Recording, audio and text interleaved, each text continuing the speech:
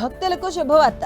ఈసారి మేడారం వెళ్లే భక్తులు ఎలాంటి ఇబ్బందులు కలగకుండా ప్రభుత్వం చర్యలు తీసుకుంది. ఇందులో భాగంగా జంపన్నవాగు రివర్ ఫ్రంట్ అభివృద్ధికి 5 కోట్లు మంజూరు చేసింది. మేడారం జాతరలో జంపన్నవాగులో భక్తుల స్నానానికి ఏర్పాట్లు చేయబోతుంది. ములుగు జిల్లాలో మేడారం సమ్మక్క సారాలమ్మల జాతరలో జంపన్నవాగుకు ఎంతో ప్రాముఖ్యత ఉంది. భక్తులు పవిత్ర స్నానమాచరించే స్థలంగా ప్రాచుర్యంలో జంపన్నవాగులో ప్రతిరోజు వేలాది పర్యాటకుల పవిత్ర స్నానాలు ఆచరిస్తూ ఉంటారు. ఈ నేపథ్యంలో జంపన్నవాగు అభివృద్ధికి 5 కోట్లు మంజూరు చేసిన ప్రభుత్వం, అలాగే ఆసియా ఖండంలోనే అతి పెద్దదైన గిరిజన జాతర తెలంగాణ కుంభమేళాగా పేరుగాంచిన మేడారం సమ్మక్క సారాలమ్మల జాతర వచ్చే ఏడాది ఫిబ్రవరిలో జరగనుంది. మేడారం జాతర ప్రతి 2 ఏళ్లకోసారి ఘనంగా నిర్వహిస్తారు. ఈ జాతరకు తెలంగాణ నుంచే కాకుండా మహారాష్ట్ర, ఒడిశా, ఛత్తీస్గఢ్ రాష్ట్రాల నుంచి లక్షల సంఖ్యలో భక్తులు తరలివస్తూ ఉంటారు.